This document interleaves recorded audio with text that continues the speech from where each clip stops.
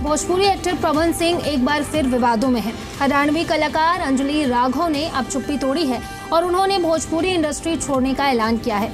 आपको बता दें कि पवन सिंह का हरियाणवी सिंगर अंजलि राघव के साथ लखनऊ का एक वीडियो वायरल हो रहा है और सामने आया है, जिसमें वो अंजलि की कमर छूते दिख रहे हैं। वीडियो सामने आने के बाद विवाद इतना बढ़ा कि अंजलि ने अब भोजपुरी इंडस्ट्री छोड़ने की बात कही। अंजलि ने कहा है कि वो किसी भी लड़की को उसकी परमिशन के बिना टच करने का समर्थन नहीं करती हैं और अगर ये सब हरियाणा में हुआ होता तो पब्लिक खुद जवाब देती।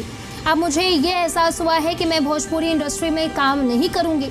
यही नहीं, वीडियो में अंजलि ने कहा कि 2 दिन से मैं परेशान हूँ। लोग मुझसे पूछ रहे हैं कि लखनऊ वाली घटना पर मैंने कुछ क्यों नहीं कहा, क्यों नहीं एक्शन लिया, क्यों थप्पड़ नहीं मारा। कुछ लोग मुझे गलत समझ रहे हैं और मीम्स बना रहे हैं कि मैं तो हंस रही थी। अंजलि ने कहा कि मुझे समझ नहीं आ रहा था कि मुझे क्या करना चाहिए, क्योंकि पवन सिंह खुद लखनऊ के रहने वाले हैं। वहाँ की पूरी भीड़ उनकी फैन बेस थी। अगर मैंने कुछ भी कहा होता तो क्या वे मुझे सपोर्ट करते।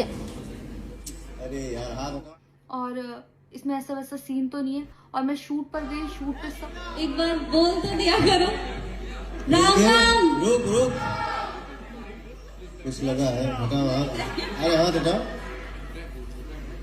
अरे यार हाथ हटाओ। वायरल हो गया। पीछे बैठ जाइए। एक बार बोल तो दिया करो। राम राम। रुक कुछ लगा है, हटाओ हाथ। अरे हाथ हटाओ। अरे यार हाथ हटाओ। वायरल हो गया। पीछे बैठ जाइए। शूट पर भी कोई प्रॉब्लम नहीं हुई थी और जब मैं लखनऊ में गई, मैं स्टेज पर थी, मैं पब्लिक से बात कर रही थी। बात ये थी कि जब इनका सॉन्ग के लिए मेरे पास कॉल आया तो मैंने सारी चीज़ें क्लियर कर ली थी कि इसमें ऐसा वैसा कॉस्ट्यूम तो नहीं है, कोई डबल मीनिंग लाइन तो नहीं है और इसमें ऐसा वैसा सीन तो नहीं है। राम राम जी, मुझे आप लोगों से बहुत ज़रूरी बात करनी है क्योंकि मैं 2 दिन से बहुत ज़्यादा परेशान हूँ क्योंकि कंटिन्यू मेरे पास डीएम आ रहे हैं कि ये जो लखनऊ वाला इंसिडेंट हुआ इसमें मैंने कुछ बोला क्यों नहीं, एक्शन क्यों नहीं लिया, थप्पड़ क्यों नहीं मारा। और कुछ लोग मुझे ही गलत समझ रहे हैं, कुछ मीम्स पे लिख रहे हैं कि ये तो हंस रही थी, मज़े ले रही थी, कि पब्लिक में कोई मुझे ऐसे टच करके जाएगा उसमें मुझे खुशी होगी, मुझे मज़े आएंगे। सारी बात ये थी कि जब इनका सॉन्ग के लिए मेरे पास कॉल आया तो मैंने सारी चीज़ें क्लियर कर ली थी कि इसमें ऐसा वैसा कॉस्ट्यूम तो नहीं है, कोई डबल मीनिंग लाइन तो नहीं है और इसमें ऐसा वैसा सीन तो नहीं है। और मैं शूट पर गई, शूट पे सब कुछ नॉर्मल था, मुझे कोई प्रॉब्लम नहीं हुई। जब इन्होंने मुझे लखनऊ के इवेंट के लिए बोला तो मैंने हाँ बोल दिया क्योंकि मुझे शूट पर भी कोई प्रॉब्लम नहीं हुई थी। और जब मैं लखनऊ में गई, मैं स्टेज पर थी, मैं पब्लिक से बात कर रही थी। पवन सिंह जी ने मुझे बोला कि इधर कुछ लगा हुआ है। उससे थोड़ी देर पहले ही मेरी ड्रेस वो न्यू थी, साड़ी में नीचे टैग लगा रह गया था, तो मेरे दिमाग में आया कि शायद ब्लाउज का भी टैग लटक रहा होगा। मैं हंसकर उस चीज को दबा रही थी कि अगर मेरा टैग लगा भी है तो वो चीज जिस टाइम मैं पब्लिक से माइक में बात कर रही हूँ उस टाइम ना बोल के साइड में भी बोली जा सकती है, इसलिए मैं उस चीज को उस टाइम पे दबा रही थी। मैंने हंस के टाला, अवॉइड किया और फिर दोबारा बात करने लगी।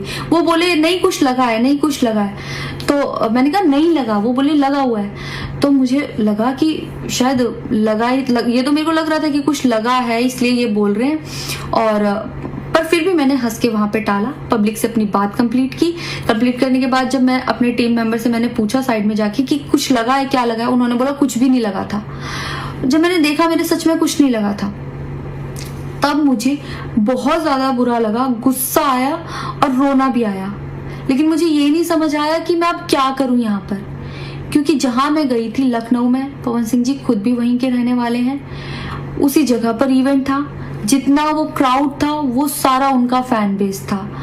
उनको भगवान बोल रहे थे और भक्त बोल बोल के उनके पैरों में गिर रहे थे। वो उनका फैन बेस था, क्राउड था।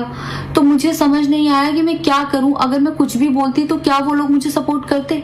मेरे साथ कुल 3-4 बंदे यहाँ से गए थे, तो वहां जितना क्राउड था क्या वो लोग मेरा साथ देता।